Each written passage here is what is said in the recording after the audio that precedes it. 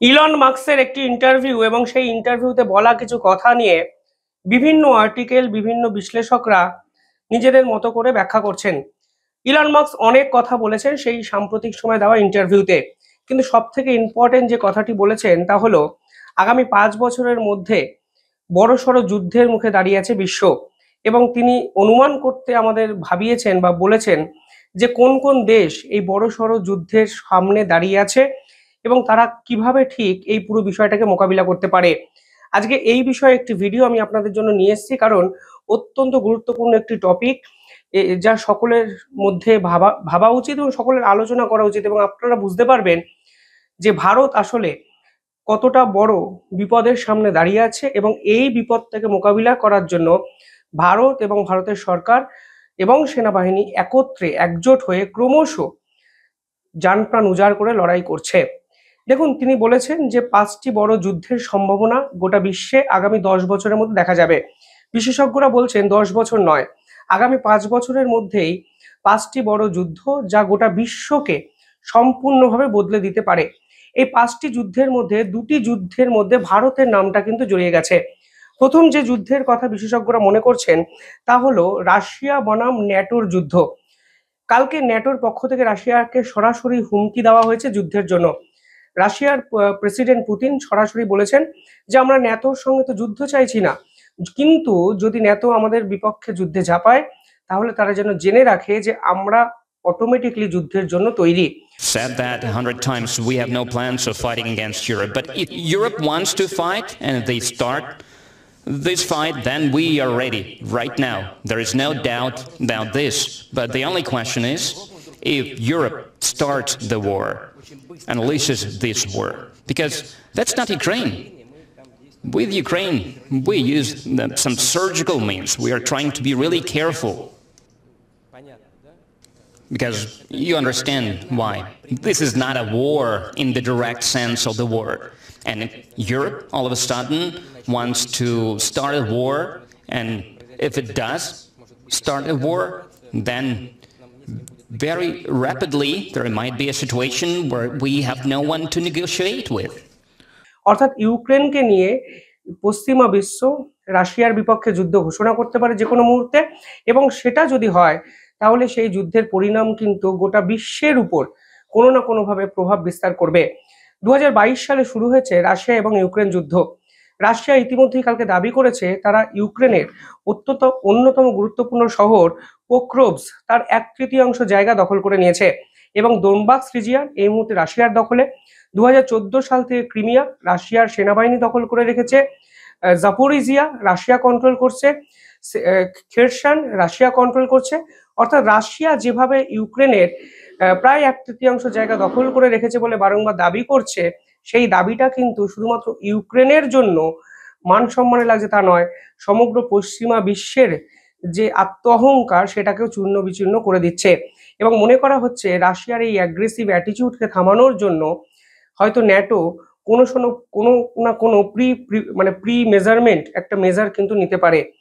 ফলে আজকের দিনে দাঁড়িয়ে যেহেতু আমেরিকা বারংবার চেষ্টা করেও পুতিন এবং ইউক্রেনের জেলেনস্কির মধ্যে শান্তি চুক্তিকে 100% বাস্তবের মাটিতে রূপ দিতে পারেনি, তাই হয়তো এই যুদ্ধ থামার কোনো সম্ভাবনা নেই, এবং এই যুদ্ধ যদি আরো বড় আকার ধারণ করে তাহলে কিন্তু এর প্রভাব গোটা বিশ্বের উপরেই পড়বে, এবং এটাই স্বাভাবিক। দ্বিতীয় যে যুদ্ধের কথা তিনি বলেছেন তা হলো চায়না এবং তাইওয়ান যুদ্ধ। দেখুন, রাশিয়া এবং ইউক্রেনের এই যুদ্ধে অনেক বেশি আত্মঅহংকার, একটা দেশের দখল করার একটা মানসিকতা, এর বাইরেও যেটা ইম্পর্টেন্ট বিষয় তা হলো অনেকগুলো রাষ্ট্র কিন্তু ইনভলভ হয়ে গেছে। মানে ইউরোপীয় ইউনিয়নে প্রায় 27টা রাষ্ট্র যারা ইউক্রেনকে সাপোর্ট করছে, ন্যাটো সাপোর্ট করছে, আমেরিকা সাপোর্ট করছে, এবং অপোজিট দিকে রাশিয়া। এবার রাশিয়াকে থামানোর জন্য তারা চায়না, ভারত সকলকে তাদের শত্রু বানানোর জায়গায় আস্তে আস্তে নিয়ে যাচ্ছে। ফলে সেই যুদ্ধের যে স্কেল হবে তা কিন্তু সামলানো অত্যন্ত কঠিন হয়ে যাবে, এবং এটা 100% নিশ্চিত যে যদি রাশিয়া সিরিয়াসলি লার্জ স্কেল ওয়ারে ইনভলভ হয়, ভারতও কিন্তু সরাসরি ইনভলভ হবে। কারণ আপনারা দেখতেই পাচ্ছেন যে রাশিয়া এই যুদ্ধে ছোটখাটো কোনো আক্রমণ ইউক্রেনের উপর করেছে বা করার চেষ্টা করেছে বা বিভিন্ন ক্ষেত্রে করেছে, তারপরেও ভারতের উপর কিন্তু একাধিক স্যাংশন বিভিন্ন রাষ্ট্র লাগানোর চেষ্টা করেছে। চায়না বনাম তাইওয়ানের কেসটা আলাদা। এই পার্টিকুলার যুদ্ধে তাইওয়ানে জেতার সম্ভাবনা কম, কিন্তু এক্ষেত্রে নতুন সমীকরণ তৈরি হতে পারে যদি জাপান এবং আমেরিকা সরাসরি তাইওয়ানকে সাহায্য করে। 3 নম্বর যে যুদ্ধে ইনভলভ হওয়ার সম্ভাবনা গোটা বিশ্বের সব থেকে বেশি, তা হলো ভারত বনাম চায়নার যুদ্ধ। এই পুরো বিষয়টা নিয়ে একটি রিপোর্ট কিছুদিন আগেই প্রকাশিত হয়েছিল। সেই রিপোর্টটি প্রকাশ করেছিল centre for a new Americas security.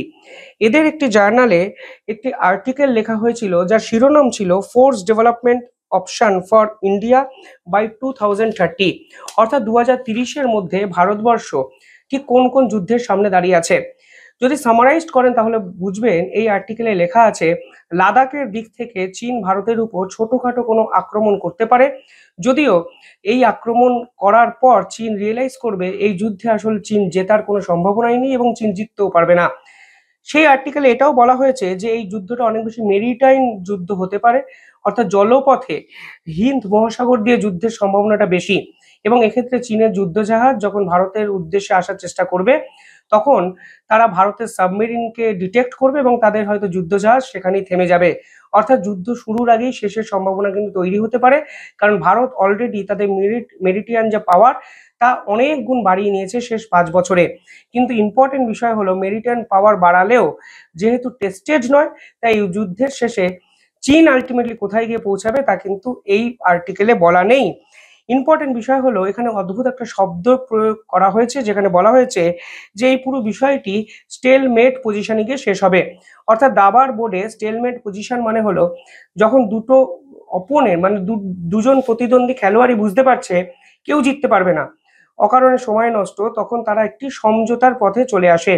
Bharat এবং চীনের যুদ্ধে কেউ জয়লাভ করবে না তা এই আর্টিকেল দাবি করেছে, এবং তারপরে তারা স্টেলমেট অর্থাৎ সমঝোতার পথে হাঁটবে বলে এই আর্টিকেল কিন্তু দাবি করেছে।